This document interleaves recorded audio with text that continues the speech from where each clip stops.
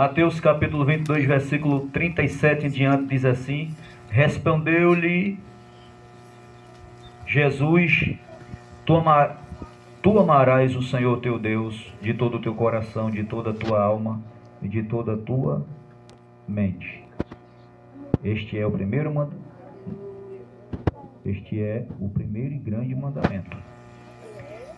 E segundo é semelhante a este: tu amarás o teu próximo como a ti mesmo. Amém. Poder sentar, dando glória a Jesus. Quero chamar a atenção da igreja nesta noite para nós compartilharmos da palavra do Senhor, desse culto de doutrina, mais uma vez. De acordo com o texto lido, nós iremos falar sobre 3 atitudes que definem um padrão de vida com Deus. Diga após a minha pessoa: 3 atitudes que definem um padrão de vida com Deus. Todo cristão é chamado para viver de uma forma que a sua vida reflita a presença de Deus. Não se trata apenas de momentos religiosos, mas de um estilo de vida alinhado com a vontade divina. Neste sermão, veremos 3 atitudes fundamentais que definem um padrão de vida com Deus: amar, adorar e contribuir. Assim como uma árvore saudável é conhecida pelos seus frutos, a vida do cristão deve ser conhecida por atitudes que demonstram sua fé em ação. E o primeiro tópico que eu quero compartilhar com a igreja é amar a Deus. Amar a Deus é a primeira atitude do cristão que vai definir o seu padrão de vida com Deus. Pois quem não aprende a amar a Deus e tampouco não mostra na sua atitude que ama, jamais vai conseguir alcançar ter um padrão de vida com Deus.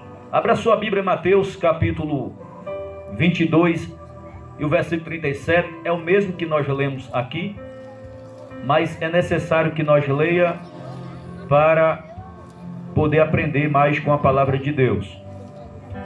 Mateus 22, 37 diz: amarás o Senhor teu Deus de todo o teu coração, de toda a tua alma e de todo o teu entendimento.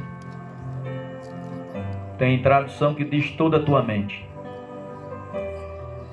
Observe que amar o Senhor nosso Deus de todo o nosso coração, de toda a nossa alma e de todo o nosso entendimento faz parte de quem quer ter um padrão de vida com Deus. Amar a Deus significa mais do que sentimentos, é viver em obediência, em entrega e relacionamento íntimo com Deus. É quando entendemos o verdadeiro amor a Deus, descobrindo 3 maneiras práticas de expressá-lo. Eu vou mostrar a você em 3 pontos como nós podemos amar a Deus guardando os seus mandamentos. O primeiro ponto é guardar o seu mandamento, guardar o mandamento de Deus. João capítulo 14, versículo 15. Glória a Deus. Evangelho segundo escreveu o apóstolo João, capítulo 14, versículo 15. Veja o que diz. Está escrito, né, irmãos? Todo de Bíblia aberta, por favor. Se me amais, guardareis os meus mandamentos. Quem foi que falou isso aqui? Jesus foi quem disse isso. Jesus colocou nós à prova. Se me amais, guardareis os meus mandamentos. Jesus com isso mostra que o amor se prova na obediência, não apenas em em palavras. Observe, todos nós, se nós perguntar a qualquer pessoa aí fora, você ama a Deus? O que você acha que você vai ouvir de resposta?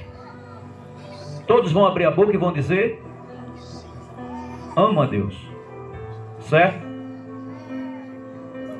Até nós, crente, cristão, que fazemos parte de uma denominação, nós, para abrir a boca e dizer que amamos a Deus, é a coisa mais fácil do mundo. Nós mesmos. Ah, eu amo a Deus. Não é? Tem pessoas que dizem que ama a Deus apenas com medo de ir para o inferno após a morte. Aí diz que ama a Deus com medo. Outro diz que ama a Deus apenas de lábios, mas não passa de ser um religioso. Mas Jesus disse, no seu evangelho, escrito por João, no capítulo 14, versículo 15, que aquele que ama a Ele precisa guardar os seus mandamentos. Glória a Deus. Então logo Jesus desmente quem diz que o ama, mas não guarda os seus mandamentos. É mentiroso esse amor que diz que ama a Deus, mas não guarda o seu mandamento. É um amor mentiroso, fingido e falso. Por quê? Porque Jesus deixou bem claro: se vocês me amam, então vocês vão guardar os meus mandamentos. Quem está entendendo? Logo, o que Jesus exige de nós aqui é obediência, porque só guarda os mandamentos dele quem obedece. Jamais um desobediente vai guardar esse mandamento, que em primeiro lugar ele está estabelecido, que é amar a Deus acima de todas as coisas. Amar sem obedecer é a coisa mais fácil que tem. Sim ou não? Amar sem obedecer é a coisa mais fácil que alguém pode pensar que está amando a Deus. Mas deixa eu lhe falar uma coisa aqui nesta noite. É necessário obedecer os seus mandamentos. Glória a Deus. Aleluia. Segundo ponto: buscar intimidade na oração e leitura da palavra. Eu estou falando de 3 atitudes que definem um padrão de vida com Deus.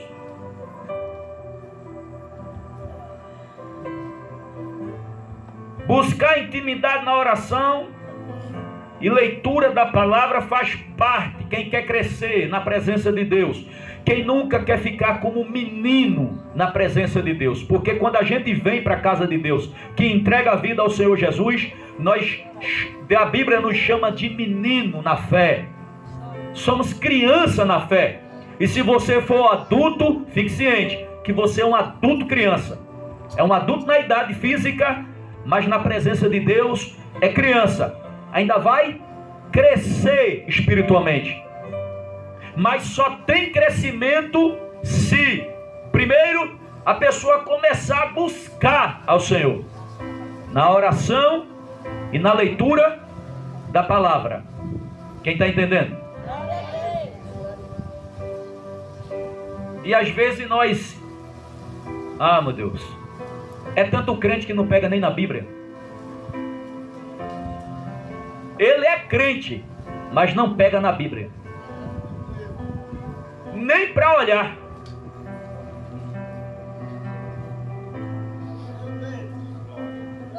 Mocidade, olhe para cá. Qualquer um tirar minha atenção, eu vou chamar a atenção. Nem para olhar pega na Bíblia. Eu acho que tem crente que não sabe nem qual é a cor da Bíblia dele e dela. É igual uma história que me contaram. E a senhora comprou um óculos de vista e aí perdeu. Aí pediu o pastor para orar, para encontrar aquele óculos, porque não tinha dinheiro para comprar outro. E foi aquela situação. E certa feita foram fazer uma visita na casa dela. Já achou, minha irmã? Achei nada. Não consigo ler nada com esses olhos assim. Ela disse: traga cá a sua Bíblia que eu vou ler aqui para você. Aí quando ela pegou na Bíblia, o óculos estava em cima. Já fazia um tempão que ela não tinha achado o óculos dela. Ou seja, se ela tivesse ido na Bíblia, tinha achado o óculos.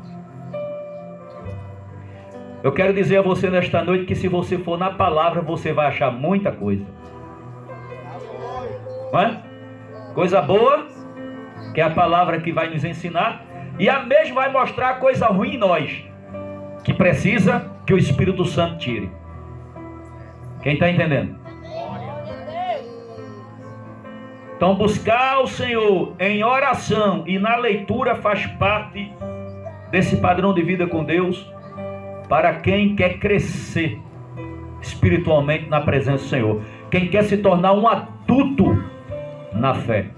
Quem quer se tornar um crente amadurecido, um crente maduro, vivido na fé, é necessário orar e ler a palavra.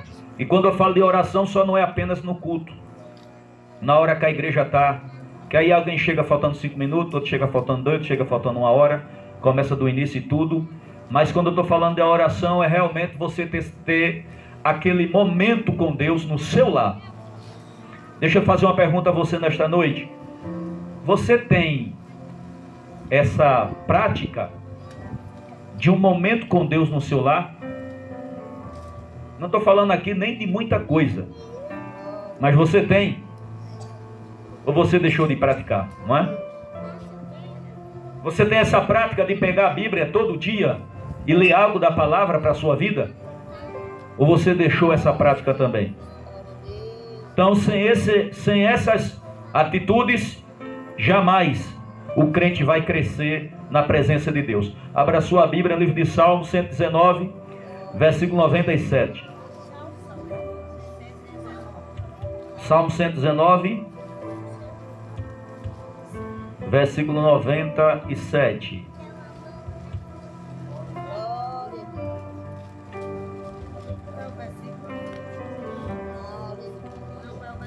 Quem achou?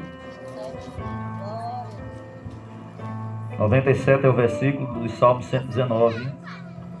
Olha o que está escrito aí. Quanto amo a tua lei, e a minha meditação todo, observa. Veja que a pessoa está dizendo aqui, o salmista está dizendo que ama a lei de Deus. E o que é a lei de Deus? A palavra. É a lei do Senhor. Ele diz que ama a lei e medita um dia sim, um dia não. É isso, igreja? Medita hoje e amanhã não. É isso? Todo dia. Medita na lei do Senhor, na palavra do Senhor. Agora eu vou ler o versículo 98 para você ver como é que um crente que lê a Bíblia, que forma ele vai ficando na presença de Deus. Veja o 98. O teu mandamento me torna mais... Observa aí. O teu mandamento me torna mais sábio do que o quê? Os meus inimigos. Então quando é que a pessoa fica mais sábio na presença de Deus? É quando medita na palavra. Porque eu tenho sempre comigo. O salmista está dizendo que o teu mandamento me torna mais sábio do que os meus inimigos. Porque eu tenho sempre comigo. Versículo 99. Compreendo mais do que todos os meus mestres, porque medito nos teus testemunhos. Tem tradução que diz: compreendo mais do que todos os meus professores, porque medito os teus testemunhos. Então ele vai ficar se tornando sábio. E se aquele que o ensinou parar de buscar, ele passa no conhecimento, ele ultrapassa. Por quê? Porque todos os dias medita na lei do Senhor. Quanto estou entendendo? Terceiro ponto: amar o próximo como expressão do amor a Deus.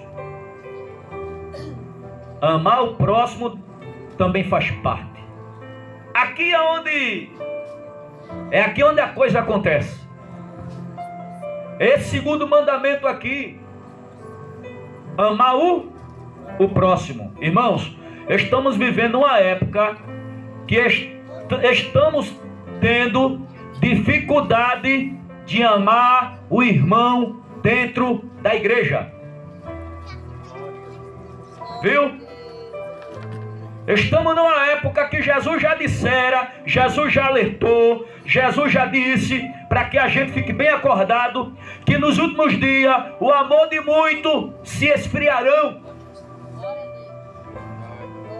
E o amor está se esfriando por causa do aumento da iniquidade. E muita gente está com dificuldade de amar seu irmão, ainda sendo o mesmo da própria igreja que congrega. É da própria igreja, mas muitas das vezes não está se batendo. Faz parte do mesmo conjunto, mas muitas das vezes não está se batendo. Não é? Você sabia que faz parte, às vezes acontece até no próprio ministério. No ministério. Meu Deus.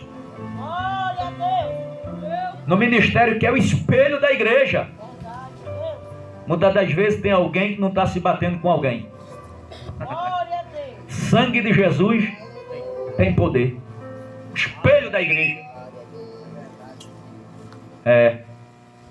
E o espelho da igreja não pode ser trincado, irmão.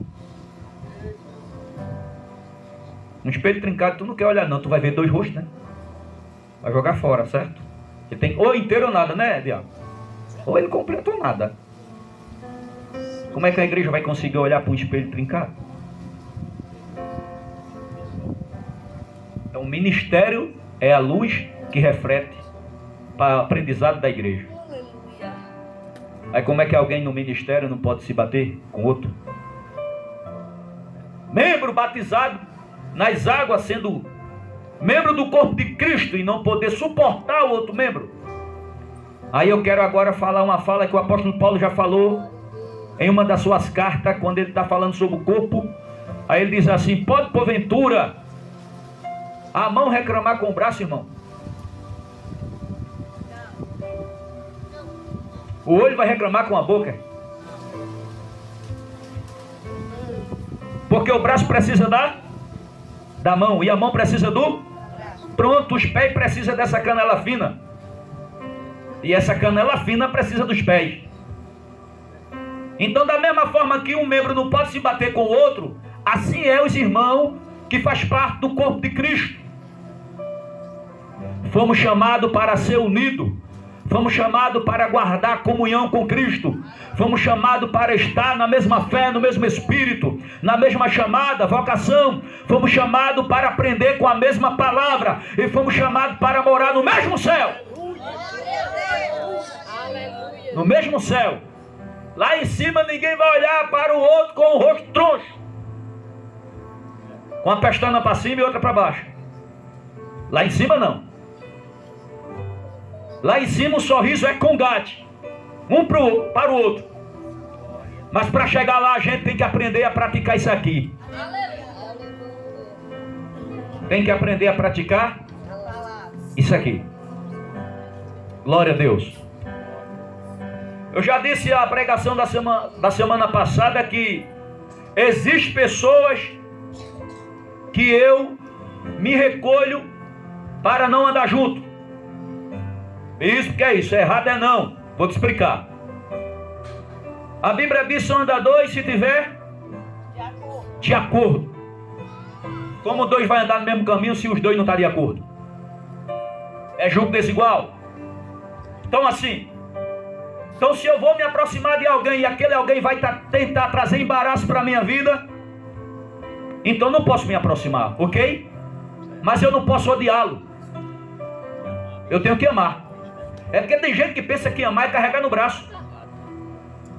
Hã? Tem gente que pensa que amar é colocar nos braços. Isso aí. Que nem um bebê. Amar não é isso não, irmão. E muitas das vezes amar não é só de boca. Eu te amo, eu te amo, eu te amo, eu te amo. Amar é atitude. O verdadeiro amor está manifestado através da atitude. Alguém tem que demonstrar que ama de verdade através da... Porque de boca é a coisa mais fácil que tem.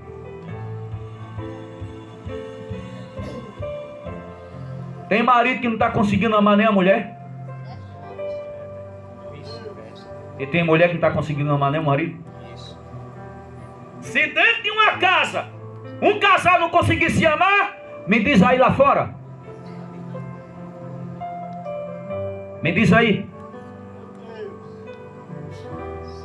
Não é? Eita Deus. É culto de doutrina, irmão. E culto de doutrina eu não trago papa não. Eu trago a palavra mesmo.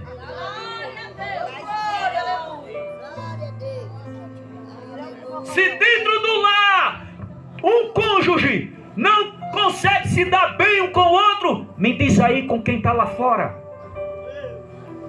Se a Bíblia diz que é uma carne só.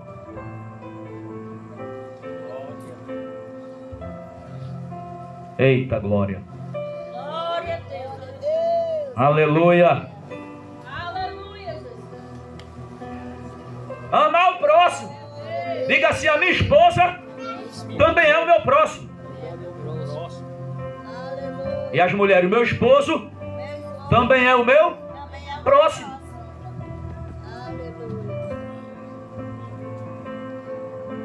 O meu irmão é meu próximo.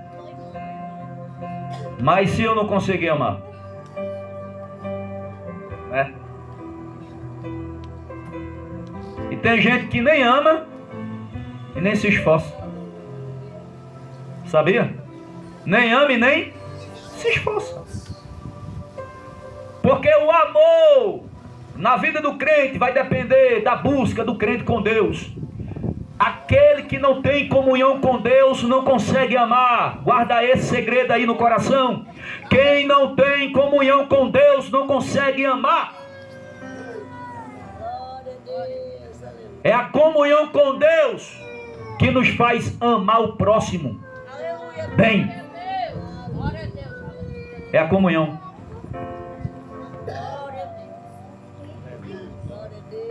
Primeira carta do apóstolo João. Fica lá perto do Apocalipse. Primeira carta do apóstolo João. O capítulo 4, versículo 20 e o 21.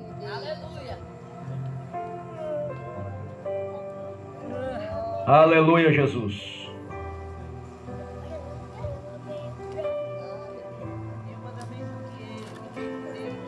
Oh, glória.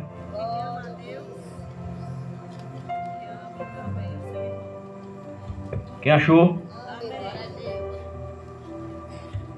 Quem achou? Se alguém disser amo a Deus, mas odeia o seu irmão, ele é o quê? Não escutei. Pois quem não ama o seu irmão, a quem vê, não pode amar a Deus a quem não vê. Versículo 21. E o mandamento que nele temos é este: quem ama a Deus, que ame também o seu. Eita Jesus. Eita Deus.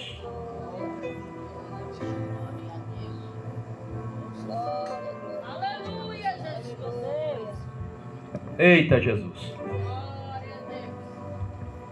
Não tem condições de eu não te amar e amar a Deus. E não tem condições de eu amar a Deus e não amar você. Então a gente está vivendo a era difícil, então. Aleluia. Ô bispo, isso aí é só aqui, é nada. Isso aqui é geral. Isso aqui é geral.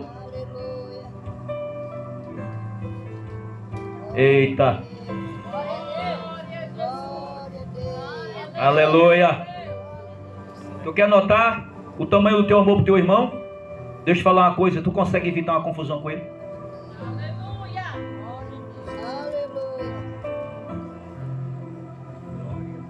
Amor só de boca. E aí, o pai fica feliz com essas coisas? Seus filhos na terra sem amar um ao outro? Aleluia. Eu disse e vou repetir: amor é através da atitude. Atitude. Às vezes a pessoa nem fala muito, mas a atitude mostra. Sim ou não? Atitude.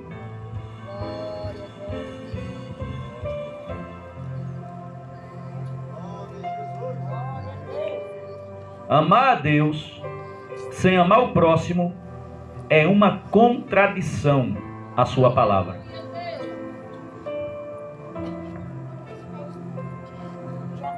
Precisamos nos esforçar para amar mais.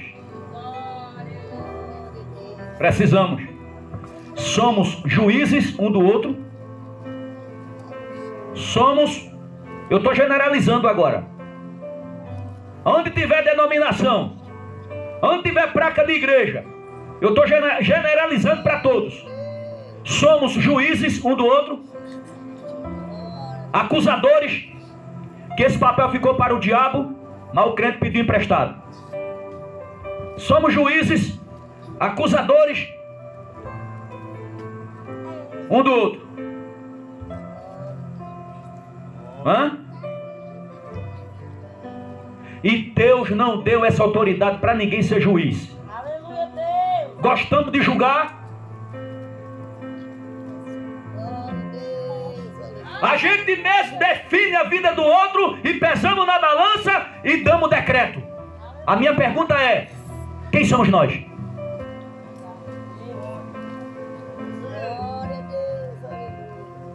Se brincar, a gente vai escrever quem presta e quem não presta. Ah, olha, fulano presta não, fulano presta, que presta não, que presta não. E Jeová lá em cima dizendo: eu estou vendo tu. E tu? Tu já olhou para tua trave hoje? Porque tem gente que é especialista em ver um arqueiro nos olhos do irmão, mas não consegue enxergar uma trave no dele. Quem disse foi Jesus. E isso é amar? Isso é amor? E pode ficar ciente: aquele que mais aponta é o mais errado. É o mais errado. Pode ir no rastro.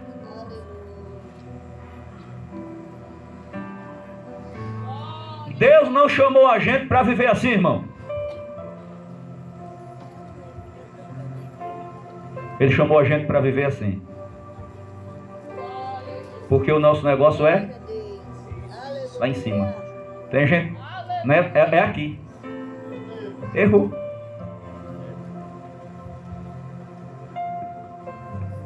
Isso aqui estamos falando de amar o próximo. Aleluia.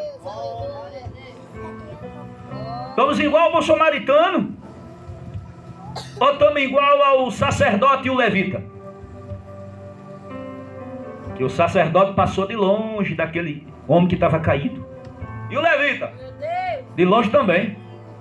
E era judeu. E quem estava caído também era judeu. E ele esperava o apoio dos seus irmãos, do judaísmo, da mesma crença, da mesma fé, da mesma experiência. Mas os dois passou de longe porque estava ocupado para oferecer o culto a Deus. Aí veio um samaritano, rejeitado pelos judeus. O samaritano não batia bem com o judeu que estava caído. E o que estava caído, pior ainda. A barreira era grande. Mas o samaritano, que era julgado pelo judaísmo, foi lá e ajudou o que estava caído. Está lá em Lucas essa parábola. Então o judeu que estava caído recebeu ajuda de quem menos ele esperava, que era o samaritano. Por isso que a Bíblia chama de bom samaritano. Apontando para quem? Para Cristo, que nos encontrou caído neste mundo, sujo, condenado ao inferno, e ele foi lá e nos resgatou, nos purificou com seu sangue carmesim, passou sobre nós, aleluia, o seu vinho da alegria e o azeite da unção, para que nós hoje pudéssemos estar aqui nesta noite glorificando o seu nome. E ele nos deu exemplo também para ser um bom samaritano. Então, em vez de julgar, abrace. Em vez de condenar, ajude. Em vez de derrubar, levante. Levante. Em vez de procurar o cisco no olho do teu irmão, dá uma olhadinha no teu olho e vê se tu encontra uma trave. Arranca primeiro a tua trave, e depois, com delicadeza, com oração, com jejum, tu se aproxima de quem está com argueiro para ajudar. Glória a Deus. Aleluia, Deus.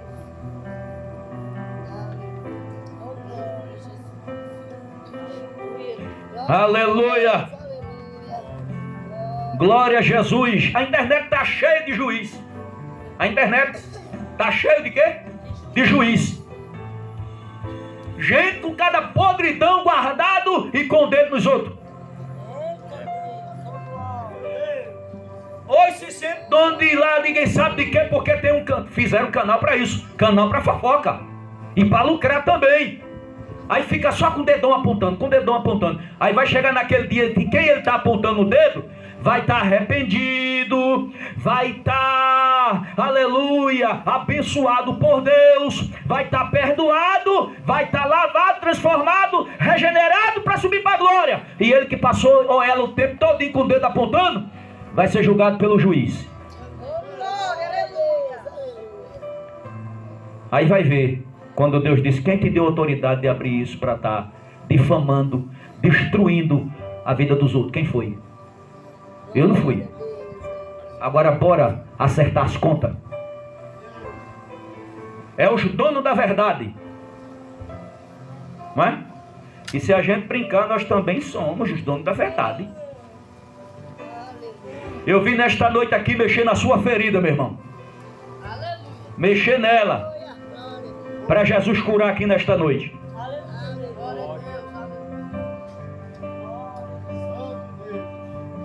Você não é dono da verdade coisa nenhuma. Só quem é a verdade é um só, Jesus de Nazaré. E a gente segue essa verdade. Aleluia. Glória a Deus. Segundo tópico. Estamos falando como nós de 3 atitudes que definem um padrão de vida com Deus. Coisa que todo cristão quer ter, um padrão de vida com Deus. E o segundo tópico é adorar a Deus. Qual é a definição de adoração? Tem gente que pensa que pega a Bíblia e vem para o culto, dá 2 pulos, 2 glórias. Terminou o culto, adorei a Deus. Eu não sou contra os pulos, viu? Para ninguém me confundir. Só não. Eu sapateio na presença de Deus quando o Espírito Santo me toma. Que alguém acha que diz que não é Ele. Mas tem um porém. A adoração vai mais além do que a gente imaginamos. Veja aí João capítulo 4, versículo 24. Aleluia. O adorador, ele só não vem para adorar na igreja. Ele já vem adorando. A vida dele é uma adoração. É a vida dele e dela que é uma adoração. É onde ele chegar, onde ele estiver. Aleluia. Ele é um adorador, ela é uma adoradora. É em casa, é no trabalho, é via onde for. Nós somos um adorador.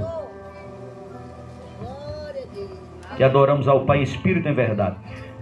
4:24 de João diz assim: Deus é espírito, importa que os que adorem, o adorem em espírito Olha, duas condições. Adorar em espírito e em verdade. A gente vai sair do corpo para adorar a Deus, é? É necessário sair do corpo para adorar a Deus? Não. Adorar em espírito é porque já nascemos de novo. Somos uma nova criatura. E todos que nasceu de novo e é uma nova criatura diante de Deus, se tornou um adorador que adora a Ele em espírito. Não adora na carne, mas adora em espírito e em verdade. Não adora com falsidade. Não adora porque é um religioso, mediante uma religiosidade. Adora porque é um verdadeiro adorador. É aquele crente fiel, que é fiel na igreja, é fiel em casa, é fiel no trabalho, é fiel viajando, é fiel com quem está conversando. É aquele crente fiel, é verdadeiro adorador.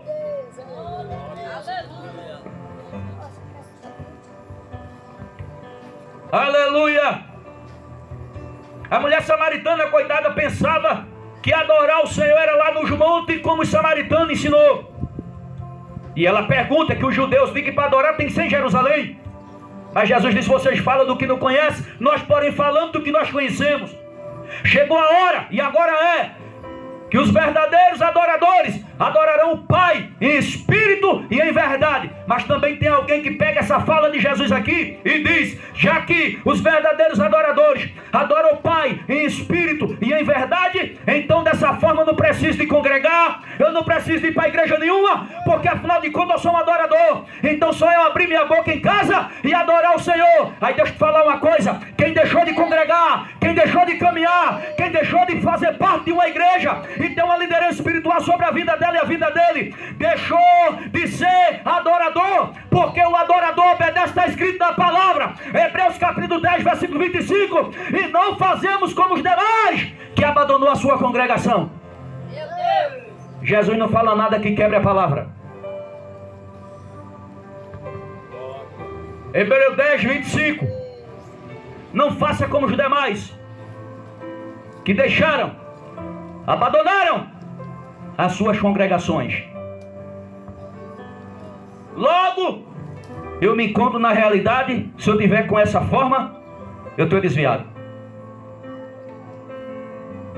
Livra-se disso. Tão somente pessoas que querem congregar, mas não conseguem por causa de uma enfermidade.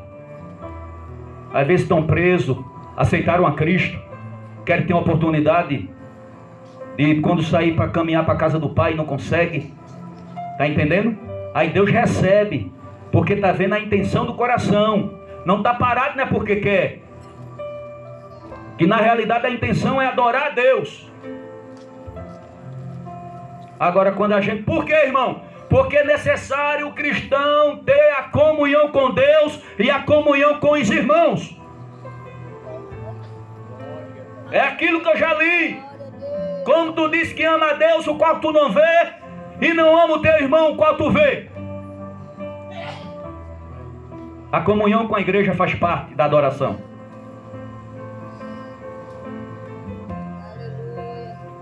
Adorar a Deus é muito mais do que cantar. É um estilo de vida que coloca Deus como centro de tudo. Quando olhamos para a adoração verdadeira, percebemos 3 pontos fundamentais. Primeiro ponto, adorar em espírito. Romanos 12, primeiro, está escrito: rogo-vos, pois, irmãos, pela compaixão de Deus, que apresentei os seus corpos vivos e agradável a Deus. Que é o que mais? Que é o vosso culto? Racional. Culto com entendimento. Então apresenteis o seu corpo em sacrifício santo, vivo e santo. Por que isso? Adoração envolve todo o nosso ser, apresentando a nossa vida como sacrifício vivo.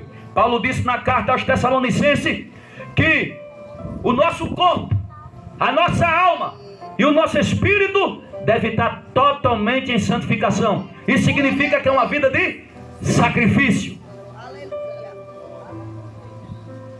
Então quem é adorador está ciente disso. A vida está pautada nisso. Aleluia.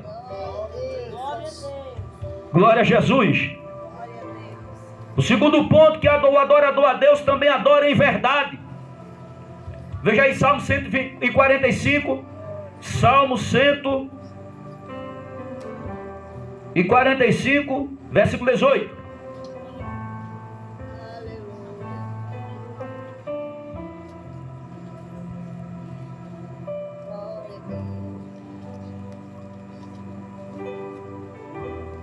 Aleluia. Olha o que está escrito. Perto está o Senhor de todos que o invocam. De todos que o invocam em... Então, para que o Senhor esteja perto, recebendo a minha adoração, recebendo a sua adoração, é necessário que estamos perante Ele em espírito, mas também em verdade. Sermos verdadeiro diante de Deus e verdadeiro perante os irmãos. Você sabia que está escrito, Paulo escrevendo em uma de suas cartas, Paulo diz assim: não mintais um para os outros. Sabia disso? Que Paulo exorta para que o irmão não viva de mentira perante outro irmão na igreja. Por que será? Porque quem vive de mentira jamais conheceu a verdade. Glória a Deus.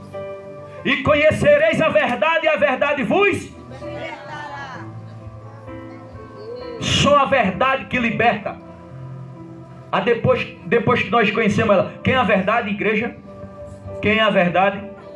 A verdade é Jesus. Glória a Deus. Aleluia. Não é uma aparência externa, mas uma devoção sincera e transparente. Preste bem atenção nisso, viu? A verdadeira adoração não está na aparência externa. Cuidar da aparência é bonito, não é? Cuidar da aparência é bom, é ou não é? Eu não quero acreditar que nesta noite tem alguém que não cuida da aparência. Tem alguém aqui assim, irmão? Tem alguém que não gosta de cuidar da aparência aqui? Porque Jesus quer que você cuide da sua aparência, viu? Viu? Ah, já que eu sou crente, eu posso andar todo desarrumado mesmo. Quem disse isso? Cuidar da aparência faz parte, mas não é a aparência que define o verdadeiro adorador. Porque o verdadeiro adorador, a sua adoração não é pela aparência externa, mas o quê? Mas uma devoção sincera e transparente. Aleluia, Deus. Agora, a exterioridade, onde é que fica na vida do adorador? Amém, igreja? Glória a Deus.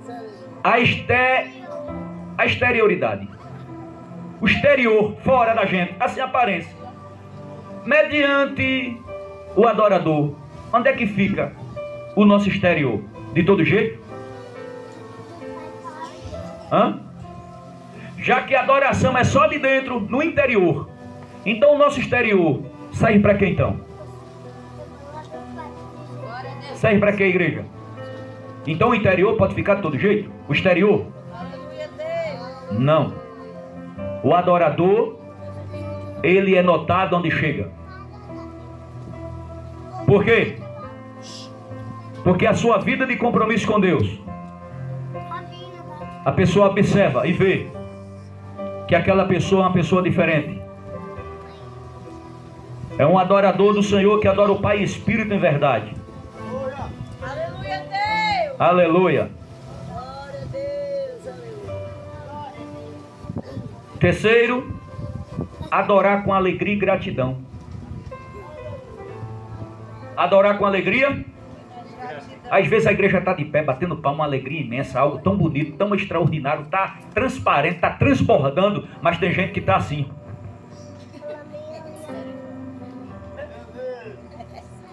Não contagia, porque a adoração contagia, sim ou não?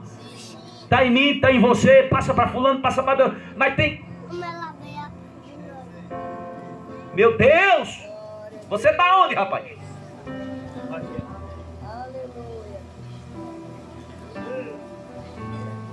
olha para o outro lado, sapateando no manto da presença, falando em mistério com Deus. Ai. Parece que foi o maior absurdo do mundo. Não vou para aquela igreja mais não, porque eu não gostei do estilo daquela igreja. Você tem que congregar onde tem uma placa, limão. Né? É. Porque aqui o Espírito Santo transmite alegria. É uma das funções do Espírito Santo, é trazer alegria para a sua vida. Para você sair do culto alegre na presença de Deus. Arrancar as intempéries, arrancar a tristeza, arrancar as angústias, arrancar as mágoas. Você chega às vezes de cabisbaixo, sem força, pensando no dia a dia de amanhã, a atitude que vai tomar. E o Espírito Santo te dá uma palavra, te alegra, te conforta, te levanta. E tu toma, aleluia, força no mesmo momento, porque Deus te alegra nesta noite. Mas tem gente que não consegue abrir o coração. Né? Salmo 100, 102. Aliás, Salmo 100. Aleluia. Glória a Jesus de Nazaré.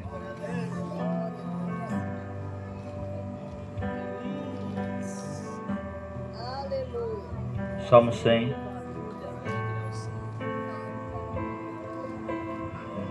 Versículo 2 e 3. Vamos começar do 1. Celebrem com júbilo ao Senhor todas as terras. Sirvam ao Senhor com alegria. E apresente-se diante dele com Aí tem irmão que vem para a igreja na hora da oportunidade. Não tenho nada para oferecer hoje não. Se apresente diante dele com um cântico. E saiba que o Senhor é Deus.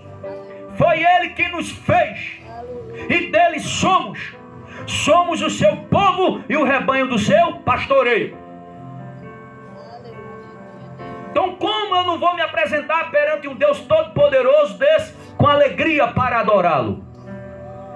E tem gente que a adoração dele, a adoração dela depende das circunstâncias. O adorador mais fraco na face da terra é quando a adoração depende da circunstância. Você não está adorando as suas circunstâncias. Você vai adorar o Deus que pode resolver o que está acontecendo com você. Problema. A gente deixa tudo lá fora. E a gente se apega a Deus e dá o nosso melhor. Sim, irmão? Sim ou não?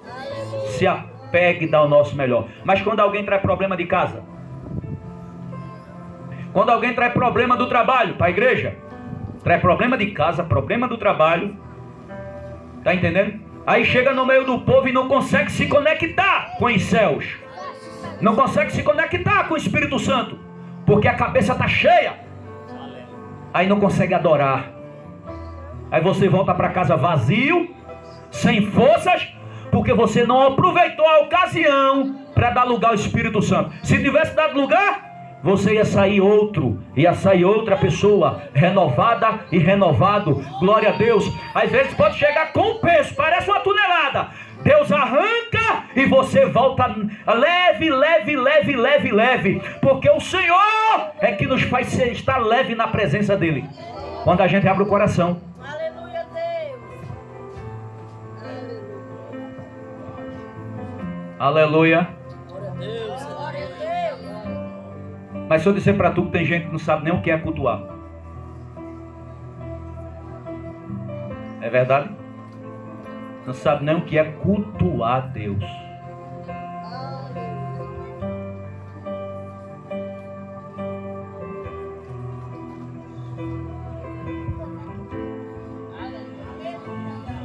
Tem pessoas que acham que cultuar Deus você está no banco de praça, que pode conversar. Está entendendo? Bater aquele papo sobre aquele trabalho de amanhã. E amanhã aquele negócio aí. A gente vai no culto.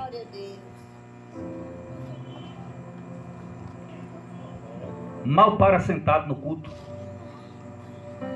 Não é? Parece que tem um pneu debaixo dos pés. Não sabe o que é cultuar Deus. Meu irmão, quem vem para cultuar Deus, aproveita cada minuto, cada segundo, porque está oferecendo um culto ao Senhor. Você quer saber de um exemplo aqui? Vá na presença de um juiz da cidade. Chega a sua vez de entrar lá e dê uma de doido, se levante sem pedir licença e queira fazer um desfile lá para tu ver. Primeiro é um grito, obedeceu não, chave nele. É assim ou não é? Mas quando é para Deus? O juiz dos juízes. Quando é para ele, irmão? Qual é a forma de culto, de adoração que nós estamos oferecendo ao Senhor? Aleluia. E fique ciente, no nosso livro da vida está tudo escrito. Mediante o estudo que fiz, eu encontrei 9 livros. Olha, 9 livros. Fui analisando.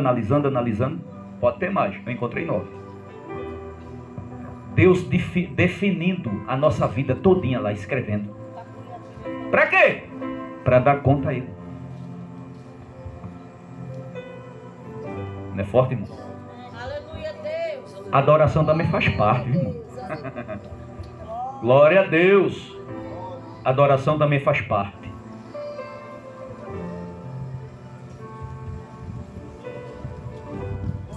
Aleluia, Deus. Glória a Deus. Aleluia. Eita glória.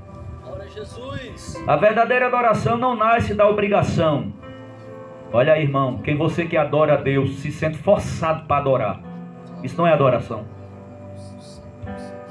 Não nasce da obrigação, mas de um coração que reconhece a bondade e a fidelidade de Deus. Então a adoração está em um coração que reconhece a bondade e a fidelidade.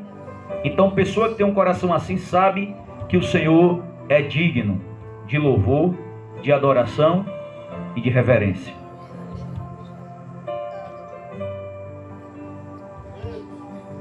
Quantos podem dizer amém? Amém. Deus, aleluia. Terceiro tópico. Como é que eu consigo ter um padrão de vida com Deus? É a atitude que vai definir essa verdade. Observe. Terceiro tópico. Contribuir com a obra de... Eita, meu Deus. Aqui onde mora... Aqui onde mora o prejuízo para muito. O prejuízo mora aqui. Para muito, né? Não estou generalizando dessa vez. Olha só, tu ama a Deus? A pessoa diz, amo. Tu é adorador? A pessoa diz, sou. Aí já vem a terceira pergunta. Tu é contribuinte com a obra? Tem gente que faz assim, hein?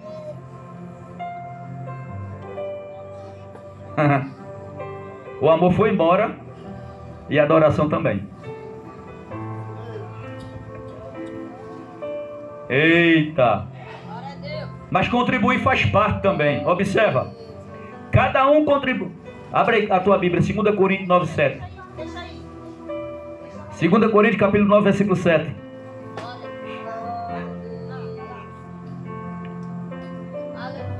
Diz assim, ó. Cada um contribua segundo propôs no coração, não com tristeza ou por necessidade, porque Deus ama quem dá com alegria. Pronto. Contribuir não se limita à questão financeira. Observa. Eu estou dizendo que contribuir não se limita. Faz parte do financeiro, mas não se limita só no financeiro. Envolve tempo, talentos e recursos para o avanço do reino de Deus. Quando entendemos o privilégio de contribuir, vemos 3 aspectos importantes. Primeiro aspecto, contribuir com gratidão. Tem gente que não consegue contribuir com gratidão. Veja aí Deuteronômio capítulo 16, versículo 17. Deuteronômio capítulo 16 e o versículo 17.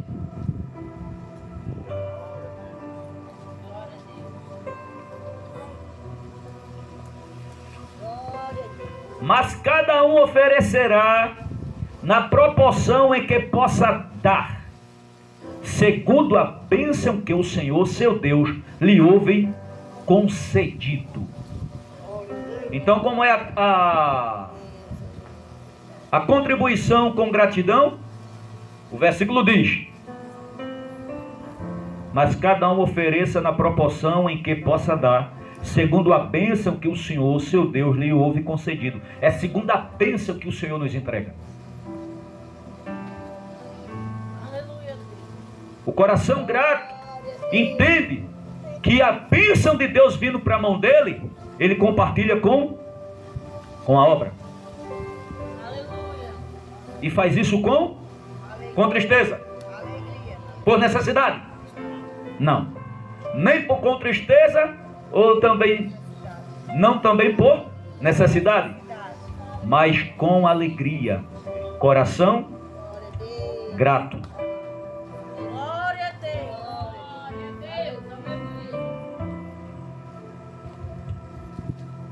Aleluia. Glória a Deus. Segundo,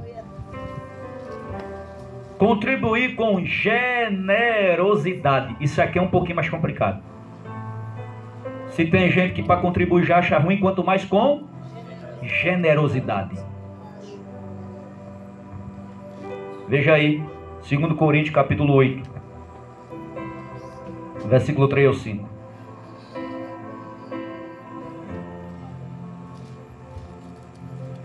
Segundo Coríntios capítulo 8, versículo 3 ao 5. Diz assim a palavra: porque posso testemunhar que, na medida de suas posses, e mesmo acima delas, eles contribuíram de forma voluntária, pedindo-nos com instância a graça de participarem dessa assistência aos santos. E não somente fizeram como nós esperávamos, mas, pela vontade de Deus, deram a si mesmos, primeiro ao Senhor, depois a nós. Paulo está se admirando com a igreja em Corinto, que os irmãos da Judéia estavam passando uma necessidade terrível, e os irmãos de Jerusalém também. A fome bateu naquele lugar, e bateu de uma forma forte. Mas a igreja em Coríntio tinha muitos irmãos que as suas condições era pouca. E quando Paulo fala dessa oferta voluntária, para que haja essa ajuda para os irmãos, mesmo mediante ao ter pouco, os irmãos deram muito. Olha aí. Para a coleta, para abençoar a outra igreja, a primeira igreja fundada pelos apóstolos, pelo Senhor e os apóstolos. Eles mandaram uma contribuição grande, mesmo que não tivesse, não tem aquele negócio, ajuda aí, irmão, não tem condição não, né? Meu, tu vai ajudar com alguma coisa? Até tosse. Eu não tenho dessa vez. Paulo está se admirando que a expectativa da ajuda que Paulo esperava deles era uma pouca coisa. Eles deram muita coisa. Ou seja, tiraram acima do que podia para ajudar os santos, os outros irmãos, para que a igreja não passasse necessidade. Sentiram a dor dos que estavam passando fome. Eita glória! É mais ou menos isso aqui, ó. O quilo do amor, que todo culto de Santa Ceia eu peço para trazer as primícias, para compartilhar com aquela pessoa que não está tendo nada. É mais ou menos isso. Mas Paulo se admirou com a ajuda deles, que contribuíram com muita alegria. Aleluia. Quanto estão entendendo essa fala, irmão? E Paulo ficou agradecido. Olha o versículo 5. E não somente fizeram como nós esperávamos, mas pela vontade de Deus deram a si mesmo, primeiro ao Senhor e depois a nós. Ou seja, eles não tiraram o que era do Senhor. Eles contribuíram para ver os santos não passar necessidade. Terceiro ponto, contribuir com propósito. Contribuir com propósito. Veja aí Filipenses capítulo 4, nós já estamos encerrando, capítulo 4, versículo 15 e o 17. Bem rapidinho. Filipenses capítulo 4.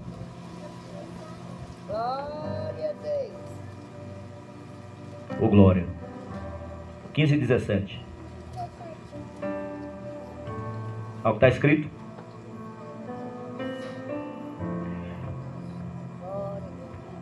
E como vocês, filipenses, sabem muito bem, no início da pregação do Evangelho, quando parti da Macedônia, nenhuma igreja se associou comigo nessa questão de dar e receber, exceto vocês somente. Quem está dizendo isso aqui? O apóstolo Paulo. Olha o que Paulo está dizendo com a igreja que estava em Filipenses. Observe o versículo. Paulo está dizendo: nenhuma igreja se comoveu para me ajudar, exceto, ele abriu uma exceção para quem? Para Filipenses. Lembra daquela carta que Paulo chegou, que disse: passa a Macedônia e socorre? E a primeira mulher que ele ganhou era uma irmã por nome de Lídia, em Filipos. A igreja foi fundada ali na casa dela.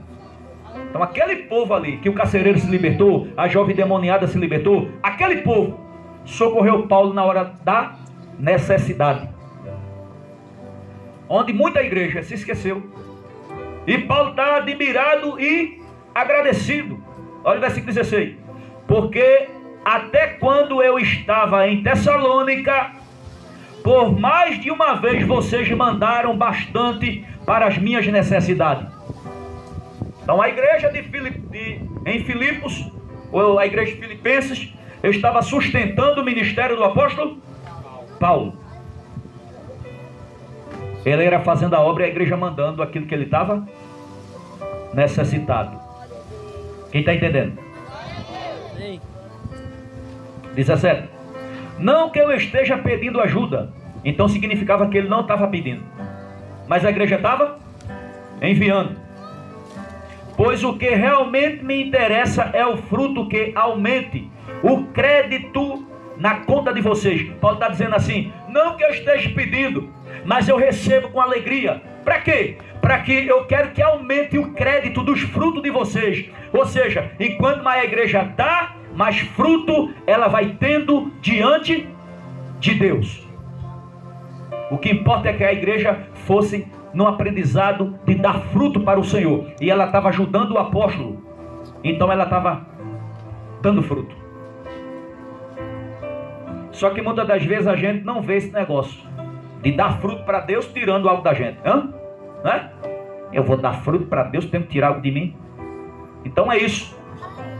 Contribuir também faz parte na obra de Deus. Aquele que não tem, não tem. Mas o que tem, precisa contribuir. E o que não tem, não vai ser toda a vida que não tem, vai? A gente tem dois tempos. O tempo da vaca magra. Primeiro é o tempo da vaca gorda. Depois é o tempo. Aí depois volta para o tempo. E depois vai. É assim. Mas tem gente que não se lembra de ajudar, nem quando está no tempo da vaca gorda e nem quando está no tempo da vaca magra. Tudo é a mão mirrada. Mas eu profetizo nessa noite que a tua mão se abra aqui em nome de Jesus, para que você possa ser o contribuinte da obra de Deus. Conclusão, finalizando. Viver um padrão de vida com Deus exige atitude prática que revelam nossa fé. Amar, adorar e contribuir Amar a Deus nos conecta com o seu coração. Adorar a Deus nos coloca diante da sua presença. E contribuir com a obra de Deus nos torna cooperadores do seu plano. Quando essas três atitudes caminham juntas, não apenas nos aproxima de Deus, mas impactamos o mundo ao nosso redor, mostrando que o verdadeiro padrão de vida está centrado em Cristo. Quando pode aplaudir o Senhor? Vamos ficar de pé.